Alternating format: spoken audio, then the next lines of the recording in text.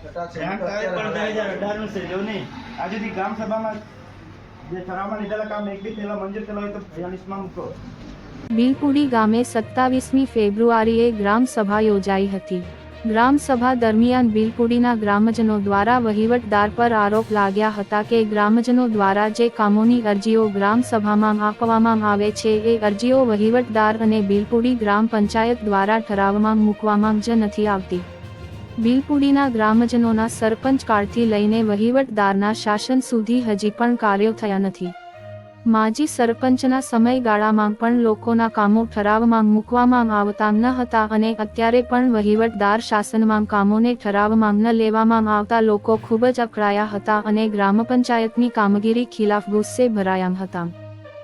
જ્યારથી હું લગાતાર આ પંચાયતમાં તો મારે અરજી એમાં નથી મળતી ને આ ડેરી ફળિયાથી માજી સૈનિકને હિસાબે અને આગળ જતો રસ્તો એ હતો। ગયા વખતે બનાવે 200 મીટર બીજેનો કંઈ આ સરપંચ સાહેબે બનાવેલો પણ એની હાલત ખરાબ છે સર। એમાં લગભગ 70 ઘર આવતા છે આ ડુંગળી તરફ જતો રસ્તો। એમાં બાળકોને વચ્ચે નાળું કે એની તેની બી એમાં દરખાસ્ત કરી કેટલી વાર એપ્લિકેશન આપેલી છે હજી આપણે તેનો પણ ઉકેલ નથી ને એમાં ગયા વખતે લખેલું છે ગાયકવાડ કિશોરભાઈ જીવણભાઈ એમના ઘર તરફ જતો ઘર સુધી જતો એમાં કઈ છે કે એનો મને જોઈએ જો આપણે છે ને હા અત્યારે વાંચી સંભળાવો। નારા 3-4 નારા મંજૂર થયા છે। બિલપુડી ગામે જરા રસ્તા પર નારાની ગટરનું કામ છે। એક બીજપારા પ્રાથમિક શાળા અપડેશનનું કામ છે। સિંગપારા ફરી આંગણવાડીમાં અપડેશનનું કામ છે। બિલપુડી નિશાપરી આંગણવાડી અપડેશનનું કામ છે। બિલપુડી પટેલ ફરી આંગણવાડીના મકાન પર પટાણા શહેરનું કામ છે। રસ્તાવાળો બતાવજો સર રસ્તા અત્યારે ભાઈ મેં વાત કરી છે કર્યો પણ એમાં જે એમાં નોંધેલું છે મેં ગઈને નોંધાણ એનું શું થયું છે કે તમને સરપંચશ્રી પણ બેસેલા છે માજી સરપંચશ્રી પણ એમને ખબર છે કે જ્યાં એક રામાભાઈ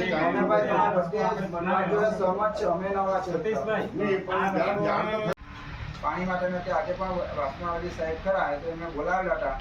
આજે પણ કીધું કે આવી સેમ કીધું પણ હાલના તબક્કે અત્યારે ગામ સભા શરૂ કરતા પહેલા ફોન કર્યો અને આવીશ તો અમારે પહેલું મોડું થશે।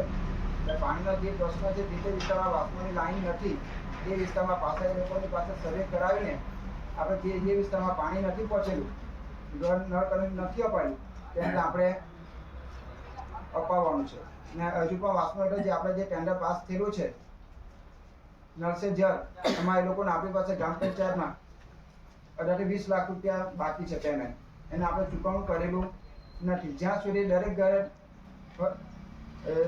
હર ઘર જળ યોજના હેઠળ નળ સે જલ યોજના હેઠળ દરેકના ઘરે નળમાં પાણી આપવું નહીં થાય ત્યાં સુધી આપણે એમને પેમેન્ટ ચૂકવવાના નથી ને પેમેન્ટ ચૂકવીશું તો પણ આપણે ગ્રામ સભા રાખીને બધાની સંમતિ હશે તો સંમતિ લઈને જ આપણે પેમેન્ટ ચૂકવવાનું છે। ખ્યાલ આવ્યો? એ સિવાયના બીજા પ્રશ્નો રજૂઆત કરું। આ એક પીડીઆનો મુદ્દો હતા ગ્રામ સભાનો મુખ્ય મુદ્દો રસ્તા માટે છે આપેલું છે હા તો લીધું છે ધ્યાન આવે તો પણ કેટલા ત્યાં સુધી કામ થયેલું જ નહીં મારે ધ્યાન આવે છે તે પ્રમાણે છટા છે પણ 2018 નું છે જો નહીં આ સુધી ગ્રામ સભામાં જે ઠરાવમાં લીધેલા કામ એક બી થયેલા મંજૂર થયેલા હોય તો લિસ્ટમાં મૂકો। કયા કામ મંજૂર થયેલા ગ્રામ સભામાં કામ લેતા છે અરજીને એવી લેતા છે એક બી ગ્રામ સભા કરે છે જવાબ આપો। જો ભાઈ હું તો અહીંયા અત્યારે 6 મહિનાથી આવ્યો છું।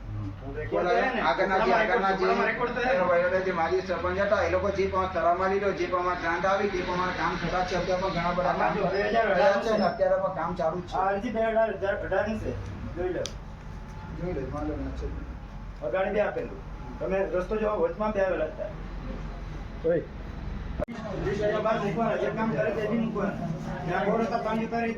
અત્યારે છે ને બિલપુડી દુકાન ફરિયામાં જગદીશભાઈ રમેશભાઈના ઘર તરફ જતા ડામર રસ્તાનું કામ ચાલુ છે 2 લાખનું છે ને બિલપુડી ફરિયા દેવીથી ડુંગર તરફ જતા રસ્તા છે એનું પણ કામ ચાલુ છે 5 લાખનું પણ કામ છે।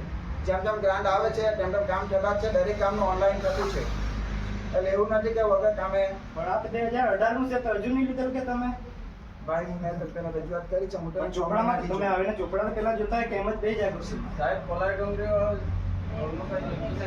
આ લીધેલો છે જમને કામ થશે અત્યારે પણ મેં તમને આપેલા 7 લાખના કામ છે એ આ ક્યારે કરવાનું છે તે કે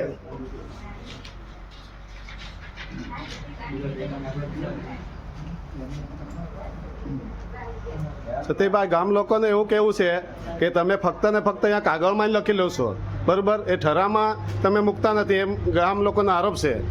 તમે જ્યાં રકવાનો તમે આપતા જ છો અમારી કોશિશમાં જે કરવાનો એટલે તમે જો ઠરાવમાં નોંધેલું હોય તો તમે જરાક વાંચી સંભળાવો એટલે લોકોને ખબર પડે કે ઠરાવમાં લીધેલું છે. જે તે વખત આજ વર્ષોથી છે ને લોકો અહીંયા ઠરાવમાં ખાલી લખાવીને જતા છે, પણ અહીંયા ગામ લોકોને એવું કહેવું છે કે ઠરાવમાં લેતા નથી. એટલે તમે ઠરાવમાં લીધેલું હોય તો આગલી ગ્રામસભાનું ઠરાવની નકલ વાંચનમાં લેશો એટલે લોકોને બી ખબર પડે કે આટલા કામો ગ્રામસભામાં લીધેલા છે એમ. તલાટીબેનનું કહેવું એવું છે કે તમને કોપી જ આપી દીધી હા, પણ જાહેરમાં જે તમે બધાને હાર્ડ કોપી જ આપી વાત તલાટીબેનનું કહેવું એટલે આખા ગામને તમે કોપી આપશો તલાટીબેન, તમે ગામને આખી કોપી આપશો કે કેવું છે? અહીંયા નોટિસ બોર્ડ પર લગાવી દેશે. હા, નોટિસ બોર્ડ પર લગાવી દેશો તો ચાલે. એટલે લોકોનું કહેવું એમ છે કે અમે ફક્ત ને ફક્ત લખાવી જતા છે, પણ આજ સુધી ગ્રામસભાને ઠરાવમાં લેતા નથી, આગળ જતું નથી, એટલે કામો થતા નથી એમ. આગળની જરા કામ કેવી રીતે થાય? કામ તો થતા જ છે ને. તો પછી આ કામ થતા હોય તો પછી આ 18નો સર્વે આજ સુધી અમે 2018 કામો જો થતા હોય તો 18 સુધીના તો બાકી રહી ગયા.